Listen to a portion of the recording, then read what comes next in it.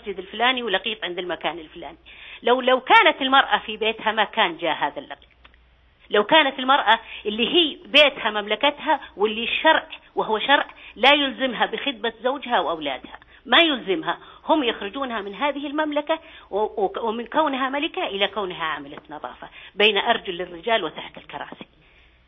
أنا ما أسمع هذا الصوت العالي في المناداة بخروج المرأة، ما سمعناه بالمناداة بزيادة مخصصات الضمان الاجتماعي، ما سمعناه بزيادة مخصصات الجمعيات الخيرية. لك أن تتخيل أن الضمان الاجتماعي يصرف للأرملة أو المطلقة 700 ريال ويذلونها عليها، وهذه حق من حقوقها لأنها من الفقراء ومن المساكين ومن الذين ذكروا في القرآن، يذلونها على 700 ريال، والجمعية يدفعون لهم 250 أكل منتهي صلاحيته في الأسواق، ويقولون عندنا عطالة وعندنا بطالة. نعم نستطيع أن ندفع للمرأة 10,000 ريال وهي في بيتها تربي هذه الأسرة. يا شيخ دكتور عبد العزيز، المشايخ اللي عندك كل الهرم الوظيفي اليوم اللي يشغلونه رجالات الدولة من رباهم نسوة ما خرجنا من بيوتهن أبدا، حتى أنت والشيخ سليمان والشيخ الغامدي ما رباكم امرأة موظفة أو عاملة نظافة، رباتكم نسوة في بيوتهن، ما كانوا محتاجات. كنا نسمع من كثير من رجالات الدولة كيف كانوا فقراء وكيف كانوا معوزين.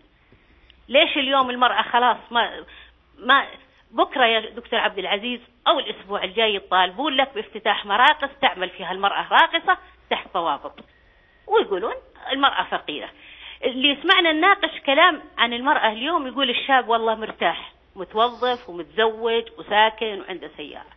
نسوا هذا كله واتجهوا للمرأة. كم مدرسة أهلية يا دكتور عبد العزيز في الرياض أو في جدة أو في مكة، لو شغلت هذه المدارس ببناتنا ما كان فيه ولا أسرة محتاجة، لأن في كل بيت واحدة حاملة الجامعة وحاملة بكالوريوس وحاملة دكتوراه. المفروض أن حتى أصحاب الشهادات يعودن لبيوتهن ويصرف لهن ويربون أولادهم، لأن الأسرة ضاعت والمجتمع ضاع. ما كان مجتمعنا قبل 30 سنة هو مجتمعنا اليوم، كنا ننام بيوتنا فاتحة، الآن حتى غرفتك تخاف وانت تقفلها من جور ما تسمع. المحلات الرعايات الاجتماعية هذه ما كنا نعرفها، ما كنا نعرف دور لرعاية الفتيات ولا نعرف دور مخدرات ولا نعرف، لأن الأم كانت مدرسة إذا أعددت شعبا طيب العراقي. الآن أهملنا الأم وقلنا لها أخرجي عاملة نظافة، ما يعيبك شيء. أنا لا أعيب عاملة النظافة، أنا أول وحدة أعمل عاملة نظافة إذا وفر لي المكان، وفر لي مستشفى نسائي، وفر لي سوق نسائي، وفر لي مكان نسائي أعمل فيه بكرامتي.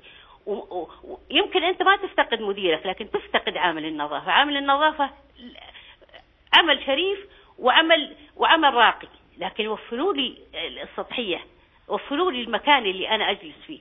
ما تقولون تشتغلي عاملة نظافة تحت أرجل الرجال، هذا ما أنزل الله به من سلطان. بعدين أهم نقطة وهذه دائما ينادون بها ويقول المرأة السعودية تريد. من قال لهم أن المرأة السعودية تريد قيادة السيارة؟ من قال لهم أن المرأة السعودية تريد مجلس الشورى؟ من قال لهم أن المرأة السعودية تريد الاختلاط بالرجال؟ أي امرأة هذه أخذوا رأيها؟ كل النساء السعوديات أخذوا رأيهم؟ أنا أعتقد لا، هم فئة معينة.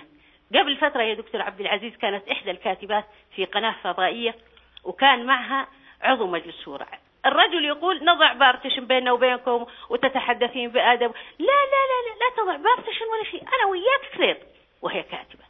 ثم بعد الأسبوع الثاني تأتي وتقول الحجاب عمل شاذ يعيق التنمية. بالله عليك أعطيني في ماذا يعيق التنمية هذا الحجاب إذا كانت المرأة محتجبة ومستترة؟ في ماذا يعيق التنمية؟ هم لا يريدون عمل المرأة للرقي، هم يريدون مسح المرأة السعودية، وأنا أقول السعودية وضع تحتها 1000 خط، لأن المتسولات عند الإشارات لسنا سعودية، ومن يطالبنا بحقوق المرأة السعودية لسنا سعودية. السعودية الصرف تريد بيتها، تريد زوجها، تريد الحشمة، تريد الاحترام. أستاذة عائشة الشهري، شكرا جزيلا.